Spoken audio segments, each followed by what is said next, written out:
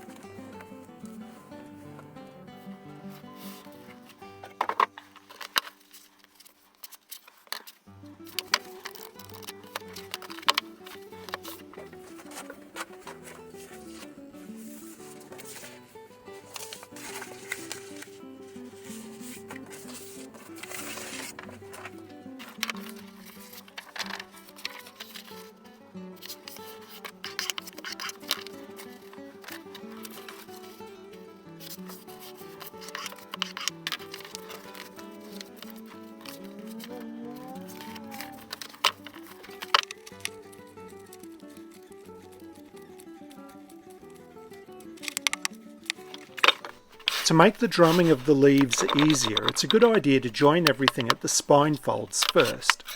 I'll knock everything up to the head and spine, put it in a finishing press, and glue the spine and line it a bit like a perfect binding.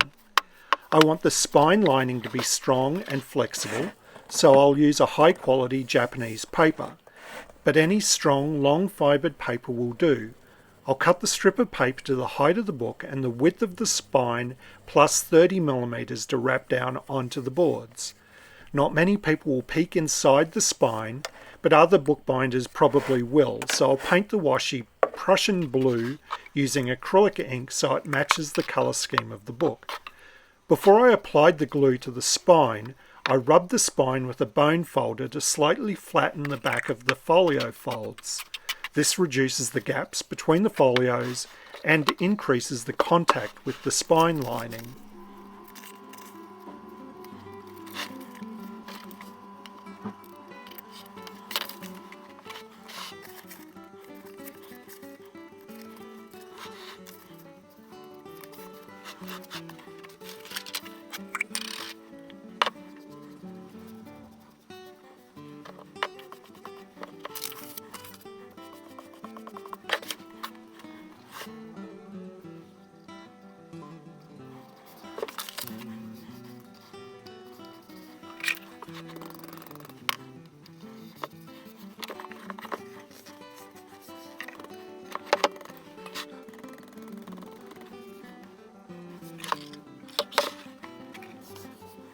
Once the spine has dried, I'll go through and run a line of adhesive between the soon-to-be drummed together leaves.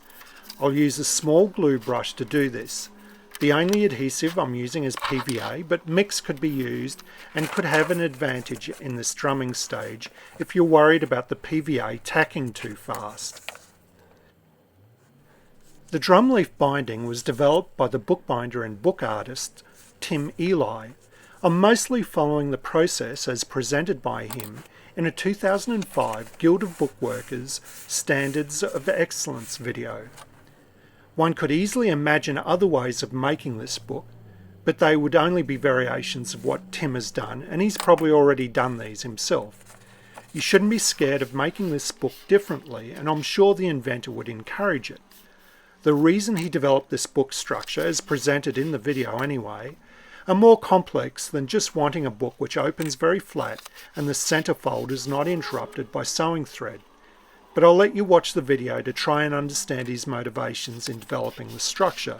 I'm not sure I understood his explanation, just as I don't understand a lot of his motivations. In addition to Tim's 2005 video, Karen Hanmer did a Standards of Excellence video in 2013 on the sewn-board binding and drum leaf binding. The key thing in Karen's video is that once the book block is constructed and the boards attached, the two bindings are almost the same, and the many possible covering methods can be applied to both. Karen demonstrates many methods for covering these bindings. After I finished putting the glue down the spine side of the pages, I found the spine had a slight slant to it, which is really irritating, but I'm not going to start again because the prints were too expensive. But it reminds me to mention that in Tim's and Karen's video, they use a long paint masking type tool to apply adhesive in one long line. It allowed them to reach inside the book without opening it too much. The other thing I noticed in Tim's video is that he kept swapping from front to back. He'd done one back page and then flip the book and do a front page and then to the back.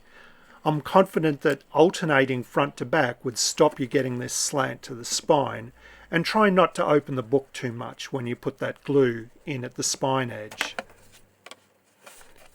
Now I'll glue the four edges together. I'll use a piece of card as a mask. Because I'm going to trim the fore-edge of the book with the guillotine, I'm making this line of adhesive fairly wide, maybe 10mm. This time I start at the top and I will alternate from front to back. I should have mentioned this earlier, but don't drum the paste down to the boards. The boards need to be covered before putting down the paste down.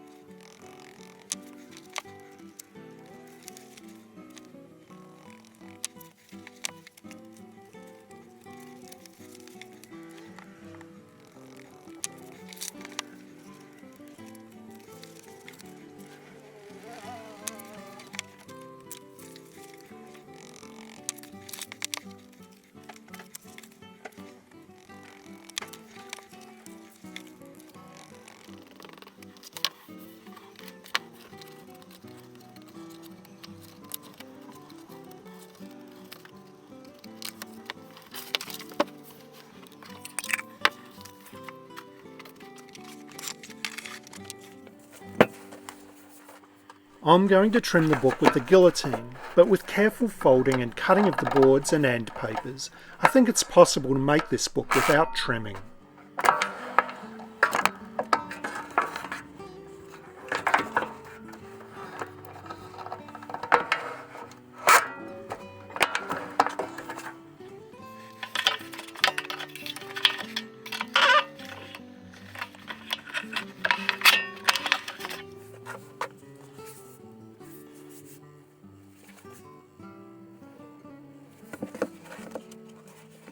How well a book opens depends on the ability of the paper to drape or bend and for the spine to throw up or arch up.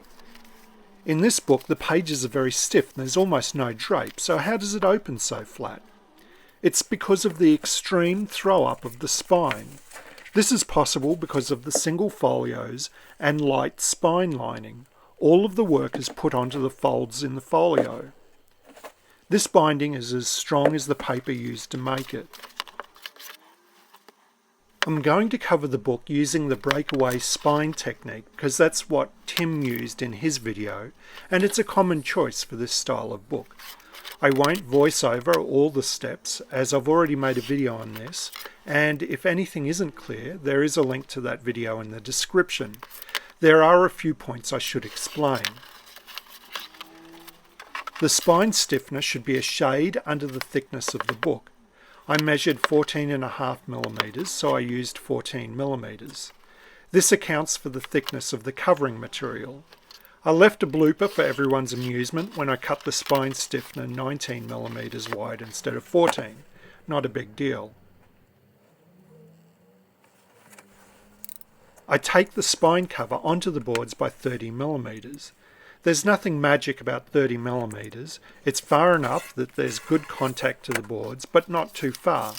The turn-ins at the head and tail show slightly under the cover paper, and I want to minimise this. The breakaway points need to be at least half the thickness of the book. I usually make it the thickness of the book. In Tim's video, I seem to remember he uses something like the inverse of the golden ratio on the basis that it has some sort of mystical properties. As a physicist, I'm not a fan of pseudoscience, so tongue-in-cheek, I've used the inverse of the square root of 2, 0.7071067, etc. I've always liked this number because it shows up often in my life. It was also the first irrational number identified. Otherwise, everything is the same as my previous video on the sewn-board binding.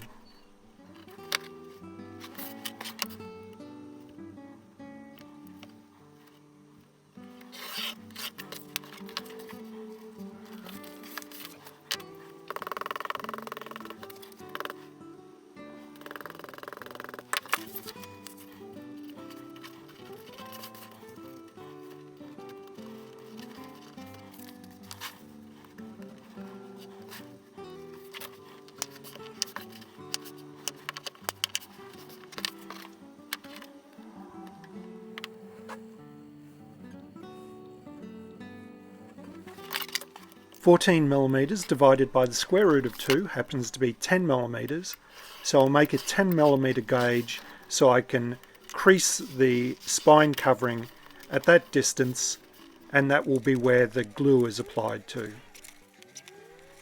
Once I've got the spine covering on, I'll cover the boards to within 20mm of the spine, so a bit further in from the breakaway point, and I'll use dividers to prick little marks to line up to.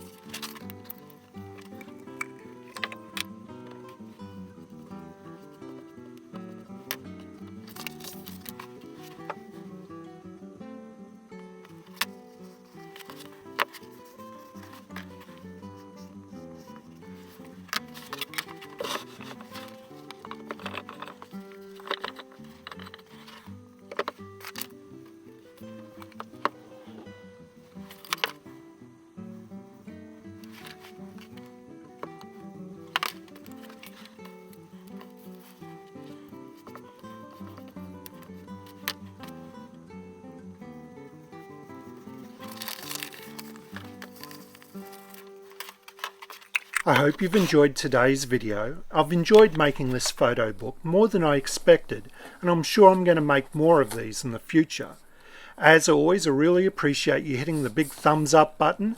If you're able and want to, you can support the making of more videos like this through Patreon or with a one-off contribution, and the details are in the description below.